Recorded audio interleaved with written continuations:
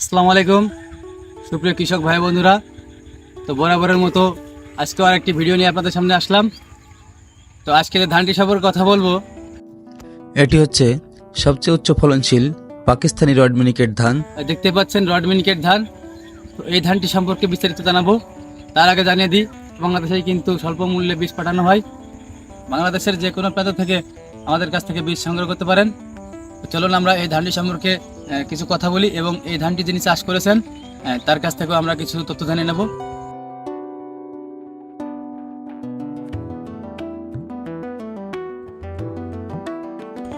আসসালামু আলাইকুম সুপ্রিয় কৃষক ভাই বন্ধুরা, এই যে ধানটি দেখতে পাচ্ছেন এটি হচ্ছে উচ্চ ফলনশীল পাকিস্তানি রড মিনিকেট ধান।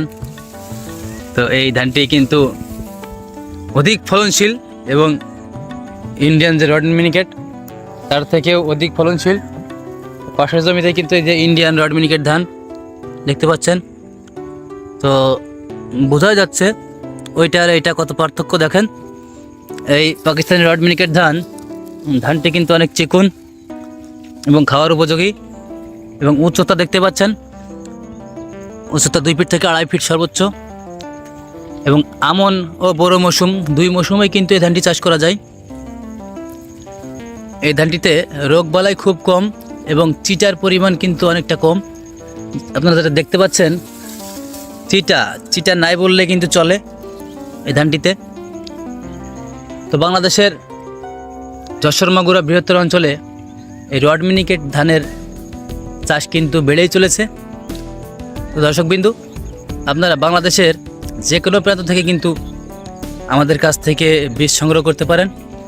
আমাদের ঠিকানা শালিখা মাগুরা, আমাদের মোবাইল নাম্বার স্ক্রিনে দেওয়া থাকবে। দর্শক, এখন আমরা চলে যাব সরাসরি যে কৃষক ভাই এই পাকিস্তানি রড মিনিকেট ধানটি চাষ করেছে, এবং আপনারা জেনে খুশি হবেন যে এটা কিন্তু আমাদের কাছ থেকে কিন্তু এই বীজ নেওয়া। সেই ভাইয়ের কাছে আমরা সরাসরি চলে যাব।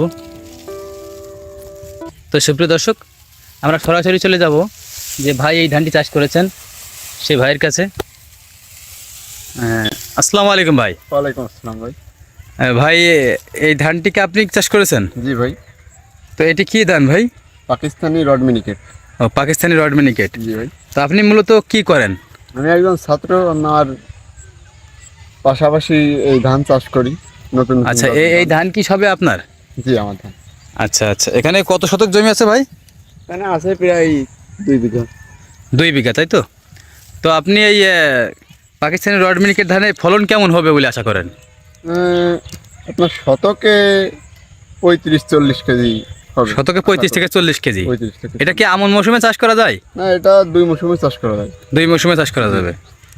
তো যদি কেউ এই বীজটি সারা বাংলাদেশ থেকে নিতে চায়, তো আপনি কিভাবে পাঠাতে পারেন? এই যে আমাদের স্ক্রিনে দেওয়া নাম্বারে যোগাযোগ করলে আমরা পাঠাতে পারবো সারা দেশে কুরিয়ার সার্ভিসের মাধ্যমে। কুরিয়ার সার্ভিসে? কুরিয়ার সার্ভিসে। সার্ভিস। আচ্ছা, ঠিক আছে ভাই, ধন্যবাদ আপনাকে, অনেক ধন্যবাদ। আর একটু জানতে চাই ভাই যে এই ধানটিতে রোগ বালাই কেমন? রোগ বালাই বেশি নাই, সার ওষুধ না দিলে বর্তমান তো হয় না, তারপরে জি জি জি। কোনো রকম চলছে না, সার ওষুধ বর্তমান সময় হিসাবে তো দিতেই হয়, সেটা কোনো বিষয় না। ঠিক আছে, ধন্যবাদ ভাই।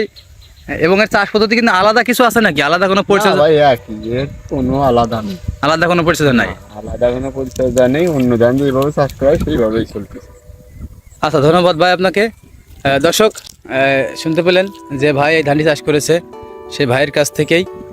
আসলে এই পাকিস্তানি রড মিনিকেট ধান চাষ করা অন্য ধান চাষ করার থেকে কিন্তু অধিক লাভজনক, এবং বর্তমান কৃষিতে বিপ্লব আনতে হলে কিন্তু নতুন নতুন জাতের ধান আপনাকে বেছে নিতে হবে, চাষ করতে হবে।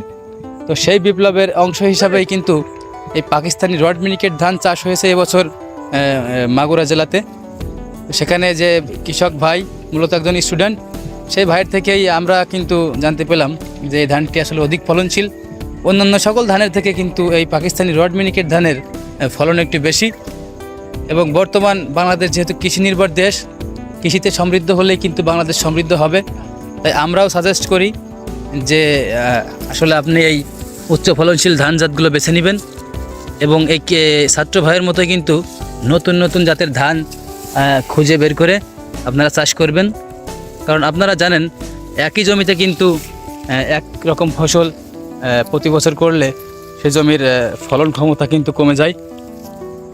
তো তাই তো আমরা আপনাদেরকে সাজেস্ট করব যে রড মিনিকেট ধান চাষ করবেন। সুপ্রিয় দর্শক, পরবর্তী ভিডিওতে আবার দেখা হবে। আজ এ পর্যন্তই। ভালো থাকবেন, সুস্থ থাকবেন এবং বীজ প্রয়োজন হলে অবশ্যই যোগাযোগ করবেন। সারা বাংলাদেশে কিন্তু আমরা স্বল্প মূল্যে এই বীজটি পাঠিয়ে থাকি। ধন্যবাদ সবাইকে, ভালো থাকবেন।